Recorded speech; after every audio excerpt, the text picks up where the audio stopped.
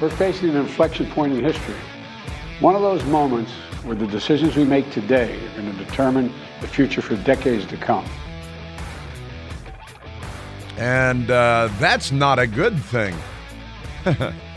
Since the brain-damaged jellyfish of a sock puppet is living in the White House, I think the whole world is about ready to eat the big one. Not to be indelicate. Happy Friday to you. Some weeks should end sooner than other weeks. This is a week that, as it ends, we should be pleased. Of course, it won't really end because it just keeps going, doesn't it? That train coming out of the tunnel at a high rate of speed, crashing into the side of a mountain. Who built these tracks going right into the side of a mountain? Well, Washington did, of course. Washington, D.C. That's who. But that's all right. You can have a happy Friday and a happy weekend, and I can do. I'm going to the Navy game at the U.S. Naval Academy tomorrow versus the Air Force Academy. It's real good. And my brother Brian is in town, and we're going to Annapolis tomorrow for the football game. And I heard the weather report this morning. They were initially saying a 15% chance of rain on Saturday. That was no longer in the weather report, so I'm hoping it'll be rain-free. A little chilly, a little windy, good football weather. U.S. Naval Academy versus the United States Air Force Academy. And what's better than that? Maybe the Army-Navy game. Where they're kicking all the veterans out of the hotels to make room for illegal aliens because of Joe Biden's border policies, which he lies about all the time. He lied last night, too. He was lying. His pants were on fire. The speech last night was something.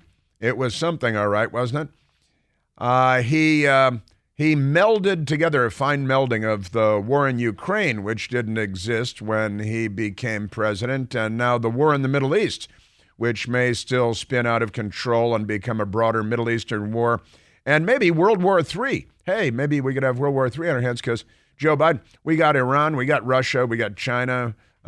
North Korea's got a finger in their pie, too. It's turns out North Korea, weapons, Gaza, Hamas, terror group, money back to North Korea, nuclear weapons program, ballistic missiles, just like Iran, where the Obama-Biden administration funneled tens of billions of dollars to the Iranian regime, to the Islamic Revolution in Tehran. I like to say Tehran because it's like Kyiv. If you're going to say Kyiv, you should say Tehran, shouldn't you? Just to be consistent. And München, from Munich in Deutschland. We live in a very silly time in so many different ways. But Joe Biden last night, hey, Ukraine, Israel, what's the difference? And hey, I'm going to take another $100 billion or something, maybe $100 billion, maybe more, maybe less. I'll let you know later. It doesn't really matter. But last night he announced another $60 billion to arm Ukraine, more weapons for Ukraine. He is, I got to tell you, the military-industrial complex has a warm place in Joe Biden's heart. Do you think we should see how much money they've sent him? Because usually with the Biden family, the Chinese, millions of dollars, the Russians, millions of dollars, the Ukrainians, millions of dollars, the Romanians, what the hell, millions of dollars. And who is it? Kazakhstan? One of the stands. I think it's Kazakhstan. Millions of dollars. And that's all okay. The New York Times looks at that and they say, what? There's nothing to see here. This is perfectly normal.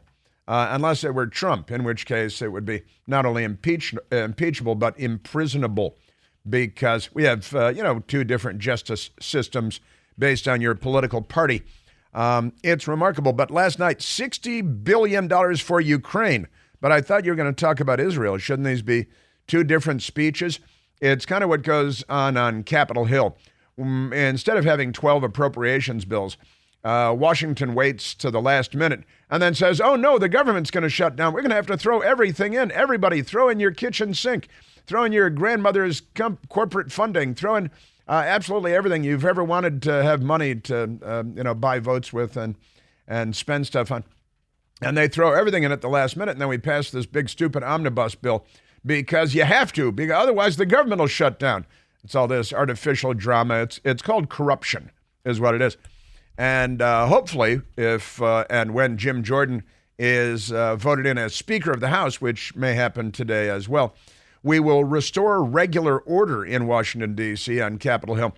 That is to say, we have committees and matters having to do with the area of responsibility in that committee. They will take up matters of spending in that area, and then we will go through the committee process, and the committees will vote, and then the appropriations bills will go to the full House of Representatives to be voted on, and we'll pass 12 separate appropriations bills, and we will restore regular order, which is to say our government will function as designed instead of as the train wreck it has been for so many years now, stumbling from fake crisis to fake crisis because of all these charlatans and frauds and juvenile delinquents running the House of Representatives. But setting that aside for the moment, we've got a lot going on. We've got hopefully the Jim Jordan House vote is going to happen today, and hopefully Jim Jordan will be made the Speaker of the House, and that will be that. And then they can start passing bills and things.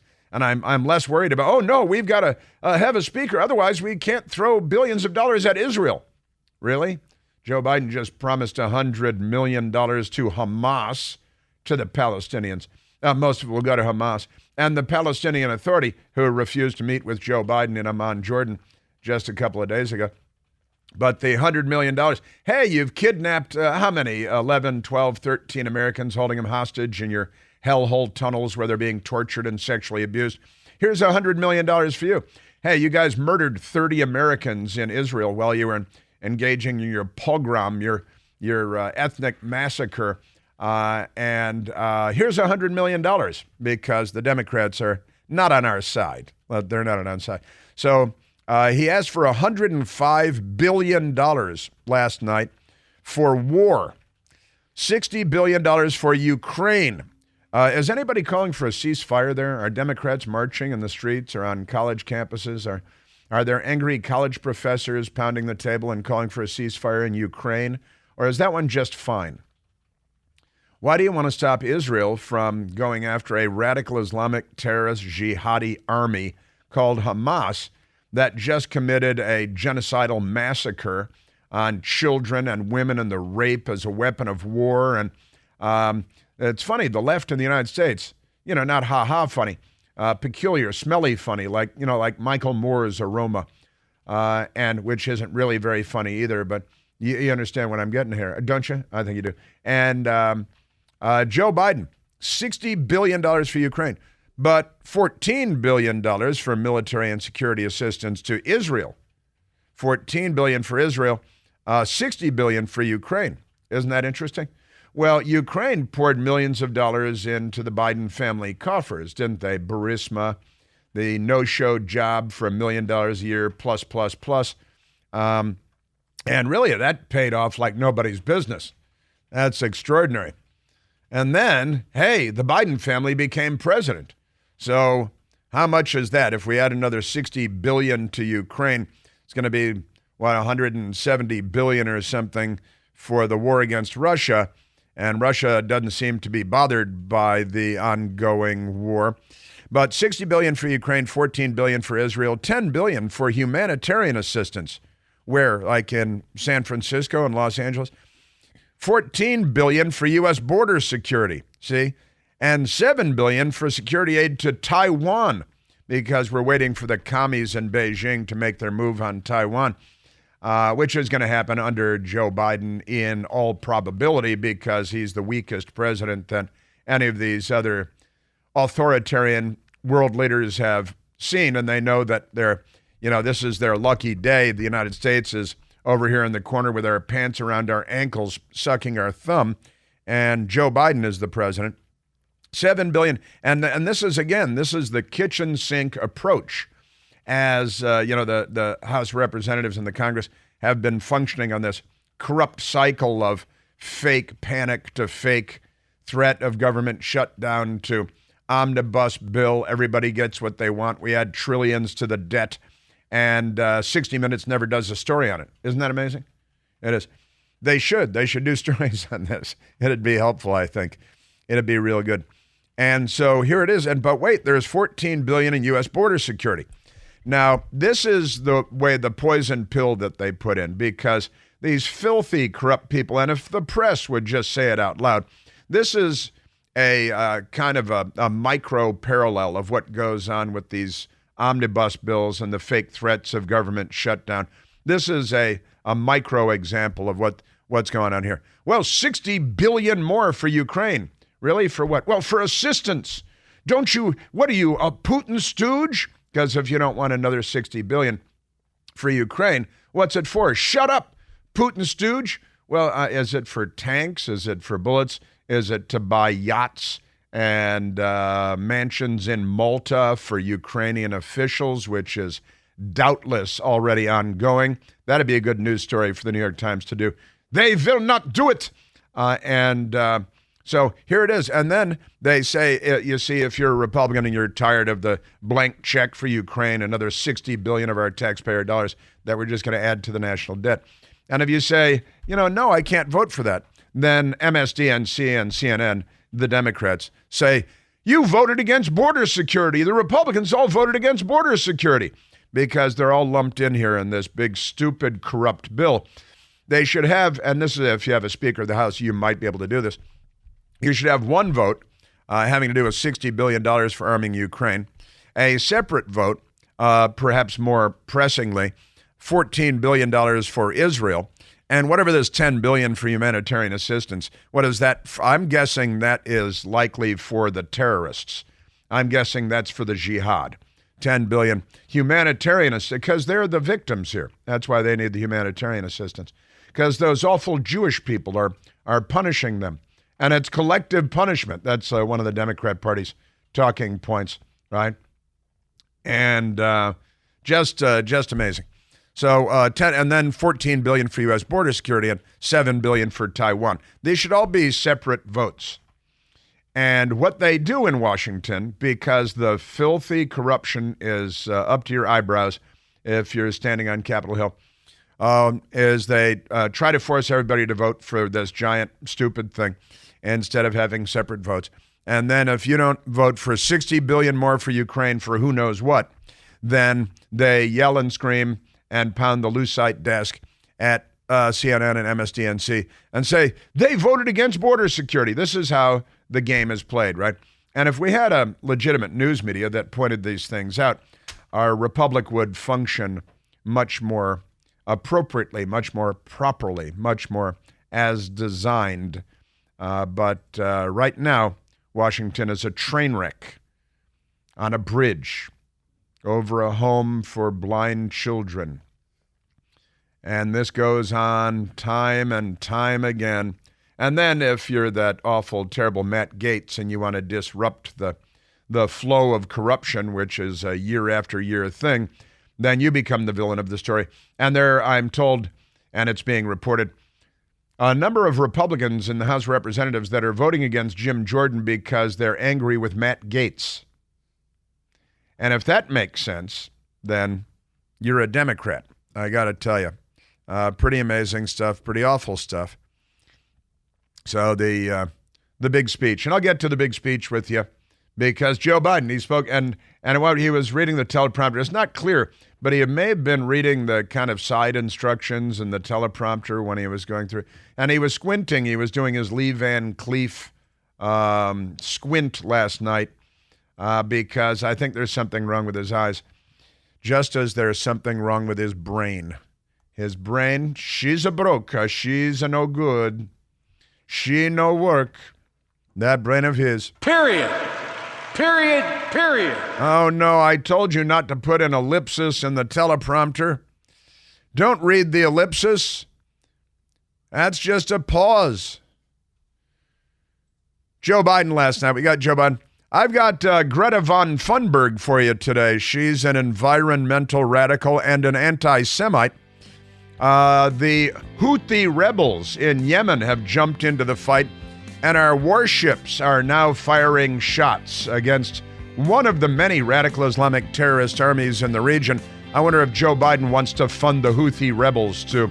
Maybe they need some humanitarian assistance as well. Black Lives Matter fundraising and hating on the Jewish people and on Israel. We've got Moscow and Russia. We've got Hamas. We've got all kinds of wackadoodle Democrat news for you. And we are at 888-630-9625. How dare you!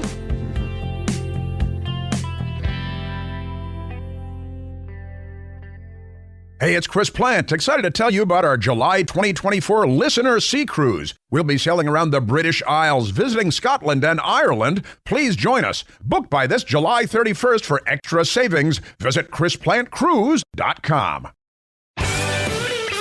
Now, there's an amusing story, a fun story, a funny story. Elon Musk providing us with a laugh today. The Washington Post typed up the story on behalf of their party, the Democrat Party. Elon Musk's X removes the New York Times verification badge. It's a badge. Badges? We don't need no stinking badges. The unexplained decision removes the only symbol distinguishing the news organization from imposters. Well, who's the real imposter here, honestly?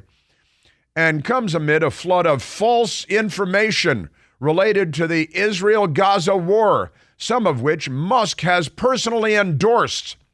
Now, the Washington Post is, it's a pack of liars gather in a building. Democracy dies in darkness. If that were true, it died inside the Washington Post headquarters long ago. Someone named Drew Harwell. The social media platform X, formerly known as Twitter, just in case you'd never heard that line before, has removed the gold verified badge from the New York Times account amid ongoing complaints about news organizations from X owner Elon Musk. Imagine that. You're supposed to just toe the line of the left, the Democrat Party line, and whatever they say. And they say Hamas tells the truth. The New York Times published the headline the other day, "The Jews blew up the Baptist hospital and killed 500 people." All right, it said Israel. It said an Israeli airstrike takes out the hospital. And that was a lie, but they took Hamas's word for it because they're commies and they love killing. That's kind of the thing. So Elon Musk removed the verification badge of the New York Times following a flood of false information that the New York Times published on the Israel-Gaza war. Now, the Washington Post is attacking Elon Musk and defending the New York Times because it's all a circle fest in a hot tub at Jack Nicholson's house with underage girls and Quaaludes and champagne. I'm sorry, I slipped into a Roman Polanski story. Standing ovation for Roman.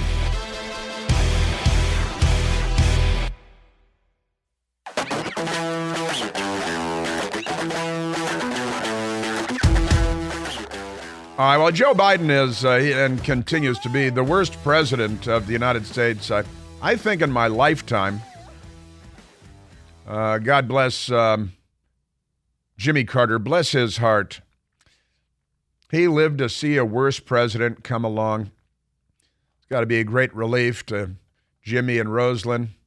I'm kind of happy for them. You know, he had our hostages taken at our embassy in Tehran, and he wore a sweater because it was chilly in the White House, and Soviet Union ran right over him, all that good stuff. But now Joe Biden came along to kind of save Jimmy Carter to some extent. I'd like to go to a phone call because as we have a caller who's going to lead me into the next story that has to do with, the coming world war on Joe Biden's watch. But at least he wants $100 billion for other people's wars because he's Joe Biden. All right, let's go to the phones. Let's go to Bob, listening on WGOW, calling from Chattanooga, Tennessee. Bob, you're on the Chris Plant Show. Chris, thank you for taking my call. You bet.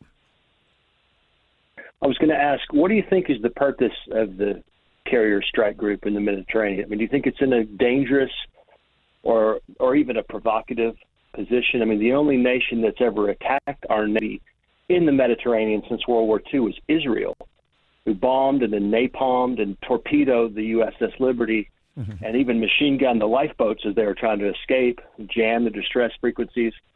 I'm wondering if, is that a danger that something like that would happen, like another false flag? Well, I'm not worried that Israel is going to attack us. No, interesting citation. True enough. The USS Cole was attacked. Why do you think that happened? I'm not really going to litigate the USS Liberty today. The USS Cole was attacked by radical Islamic jihadis, and it was Vladimir Putin the other day that said that his hypersonic missiles are within range of our fleet and that we would be defenseless against his hypersonic missiles. So we've got that going for us. But, Bob, the reality is right now we have a union of Iran and Russia and China and radical Islamic terrorist groups in the Gaza and beyond. In fact, in Lebanon, and we do have at least one aircraft carrier battle group on station now, the Gerald R. Ford aircraft carrier with about 90 aircraft, multiple surface ships, cruisers, and frigates that have all kinds of missiles, Tomahawk land attack missiles, and probably a submarine in the mix as well. It brings all kinds of power. A second aircraft carrier battle group, the Dwight Eisenhower, is either on station now or en route. We don't have a lot of reporting on this because our news media doesn't show up to work in the morning. And we have a Marine amphibious group with probably 2,000 Marines aboard 3 ships or possibly 4 ships steaming to the area too. So thousands of Marines.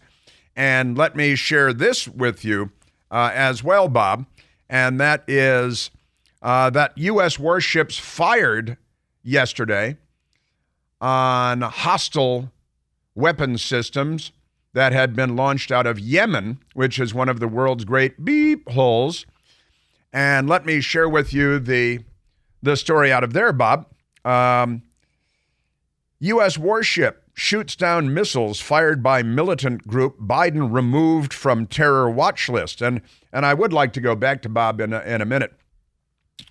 U.S. warship shot down multiple missiles fired by Houthi militants in Yemen, a group the Biden administration removed from the terror watch list, the Pentagon said on Thursday.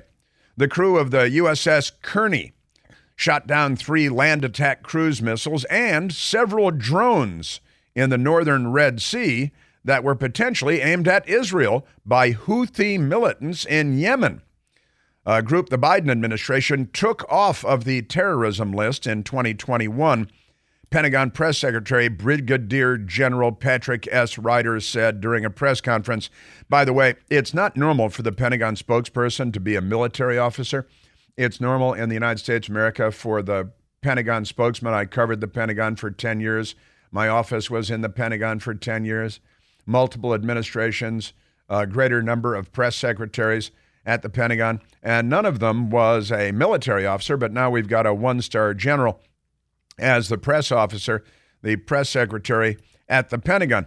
So, and I'm sure he's a nice person. Brigadier General Patrick Ryder said during a press conference on Thursday, tensions in the Middle East have been rising, you think, since Hamas terrorists infiltrated Israel, killing, kidnapping, and raping hundreds of civilians. 1,400 dead. 32 Americans dead is the body count now. 32 Americans dead in their terror attack, their savage attack, and apparently 11 to 13 Americans being held hostage.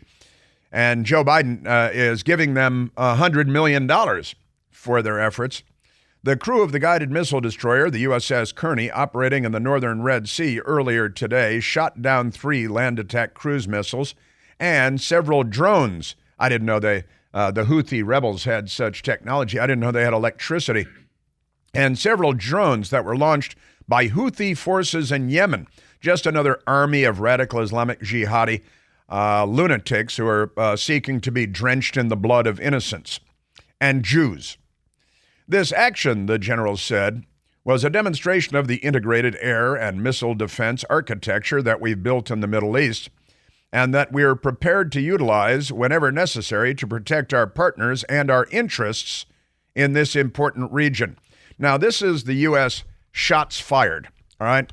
We are now firing shots in this war in the Middle East, and the Houthis are another gang of troglodytes, and they want to kill the Jews, and they don't like the infidels, and we're the infidels too. We're the great Satan, and Israel is the baby Satan. And who do you think funds and arms the Houthi rebels? Why, it's Iran, the Islamic Revolution in Tehran, which is looking forward to that next dose of $6 billion, thanks to the Biden administration funding the world's leading state sponsor of terrorism, which then goes on to fund Hamas to kill the Jews, Hezbollah to kill the Jews, the Houthi rebels in Yemen to kill the Jews. And they got tens and tens of billions of dollars, including pallets of cash delivered in the middle of the night aboard cargo planes by the Obama-Biden administration, right? And they're tens and tens of billions of dollars richer thanks to Joe Biden's energy policies, too, because the price of oil skyrocketed and they blow off their sanctions, and them selling oil on the world market has led to tens and tens of billions of dollars because of Joe Biden's energy policies. It's been very good news for Putin and Russia, too, the high price of a barrel of oil. And the reason is because they're not on our side. And now shots are fired. The U.S. Navy is involved. And the Houthi rebels are yet another radical Islamic terrorist group. Yemen is yet another country. The attack is presumably on Israel, obviously on Israel. They're not attacking Egypt. They're not attacking Jordan. They're attacking Israel. And the Houthi rebels, now you're going to have to bomb the snot out of them because, you got to keep in mind also that Barack Obama bombed more countries than any president since World War II. He bombed 8 countries, more than any president since World War II. Not the Bush administration, HW or W, not the Clinton administration, which comes in second, by the way, bombing 6 countries. But never mind that. But Bob, you're worried about maybe Israel attacking our ships. Is that what you're saying? Right. Let's say right. that we were led to believe that Iran had attacked our Navy, and we would respond to Navy, and then that would get us involved with a war with Iran, which is the only country over there that Israel would really like us to attack that we haven't already made war with is Iran. That's the last frontier. That way Israel had broken up the governments and the armies of the surrounding threats other than Iran. That's the one that we haven't. That's the one war for Israel that we haven't engaged in yet. Well, let me put. At the time of the Liberty, they wanted us to think it was Egypt. The idea was that they would destroy the Liberty and that they blame it on Egypt, and then that would drag us into the war for them. But because they didn't eliminate every last survivor, they were able to pretend like it was an accident, and we never went to war with Egypt, thankfully. But that was the goal. They had jammed the distress frequencies, which is against international law. I mean, understand you can jam the tactical frequency. Of course you would do that, but why would you jam the distress frequency? Well, hang on. Now, I think you're living in the past in a really big way. Iran, now you recognize and you acknowledge, Bob, that Iran is funding Hamas and Hezbollah and the Islamic Jihad and the Houthi rebels, and that these actors are all genocidal anti-Semites from the river to the sea. I know we hear this a lot on college campuses in the United States from, Democrats and so on. But you do acknowledge all of that, right? That Iran is backing Hamas. Sure. Yeah, okay. Sure. They hate Israel, and the reason that they hate us is because we support Israel. Well, that's part of it. Iran is no threat. Iran is no threat to us, other than the fact that we intervened in Iran. You remember the Shah and all that. But if we left it alone, Iran and most of these countries would have no problem with the United States, other than our support for Israel. Well, and other than the fact that they're waging jihad against the infidels, because they're the Islamic Revolution of Iran, and their war is with Western civilization and Christendom, and the United States of America I don't is... know that that's true. You don't know that? Well, then you need to pay closer attention, I think, honestly. No, it's against Israel that came because of the intervention of the West, putting the Jewish people into Israel and giving them control over Palestine is the whole reason why they hate us in the first place. Well, it's one of the reasons. It's one of the catalysts. Well, let me ask you this, Bob. Let me ask you this, Bob. Democrat and Republican. Bob. Go ahead. Thank you. You're very, very kind. Should we wipe out Israel from the river to the sea? Would that solve the problem?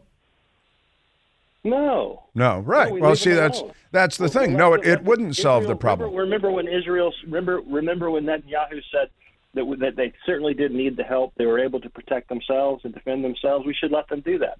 I mean, I know that you like to portray that this is a Democrat and Republican issue, but the Israel lobbyist certainly has at least as much control over the Republicans as they do over the Democrats. Well, you don't. I mean, look, Bob, you're entitled to your views, and I genuinely believe that. But you sound like you're, and I am. I've said it out loud. I'm a Zionist. I believe that the state of Israel has the right to exist. That they are an ally of ours. They're the only thing that resembles a democracy in that region. Other than blowing up our ship, yeah, they're a great ally. Well, you keep reliving the USS Liberty, which was a great many decades. How about they gave? Remember when they stole our technology and sold it to our enemies? They've done that too. All right, listen, Bob. Our nuclear ability. I understand you have the shopping list of anti-Israel talking points, Bob. I understand that you're anti-Israel. That's clear. That's fine. You're entitled to be anti-Israel, but you're not entitled to talk over me constantly, Bob. Who'd you vote for, Bob? Well, you let me know when you let me to speak again, and I'll speak again. All right. See, this is how this works. In a civilized world, you complete your sentence and your thought, and then I do the same. It's called a conversation. But talking over me the whole time with the litany of what, Bob, are really left-wing talking points, particularly at this moment.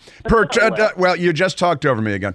These are left-wing talking points at this moment in our history, Bob. And in fact, you're the first one I've heard bring up the USS Liberty, which is really going back in history to find reason to take issue with Israel.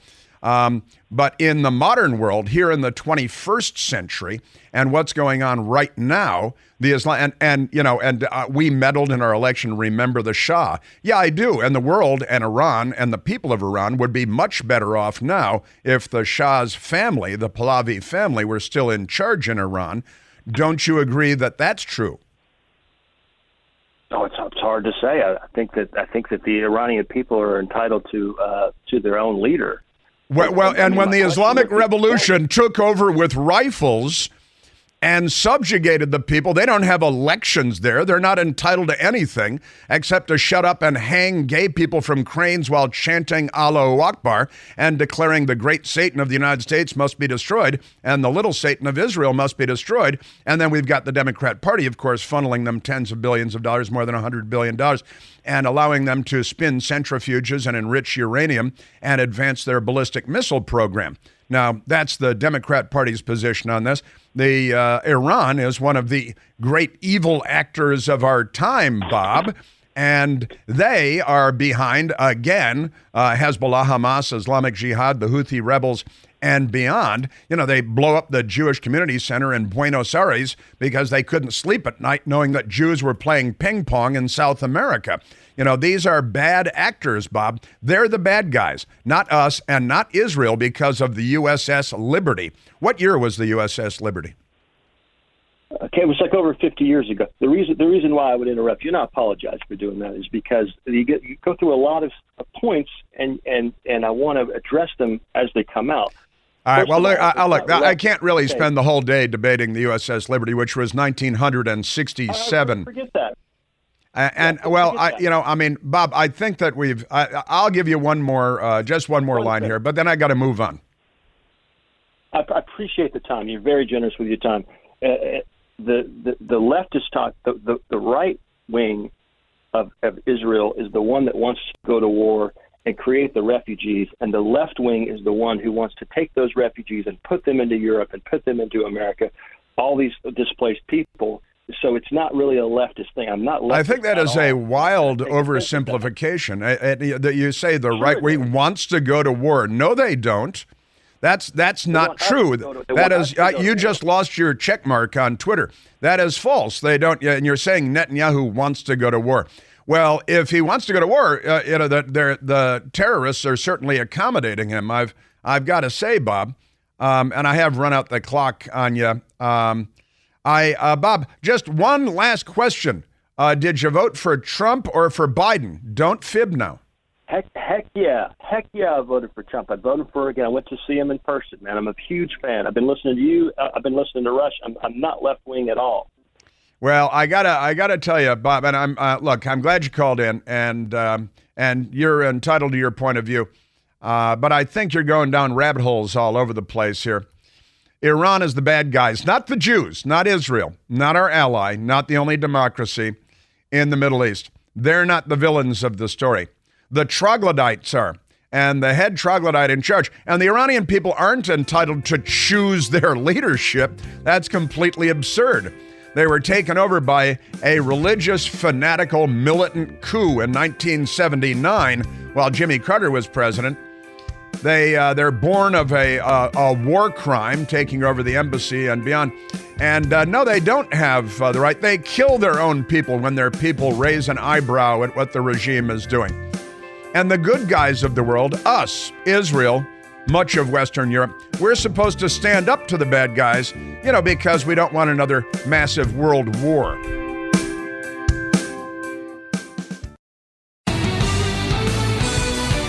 Getting a lot of reaction to Bob. People think Bob is what we call a seminar caller, a staged Democrat calling in with party-issued talking points. The USS Liberty, the incident that Bob referred to from 1967. What is it? How many years ago is that? 56 years ago? Is that how many years ago it was? 56 years ago. A U.S. Navy ship was attacked by an Israeli warplane and then an Israeli torpedo boat. And 171 crew members were wounded. And there were 34 Americans killed. Israel later said they mistook the ship for an Egyptian ship. It was during the Six-Day War in 1967 when Joe Biden was not there visiting Golda Meir.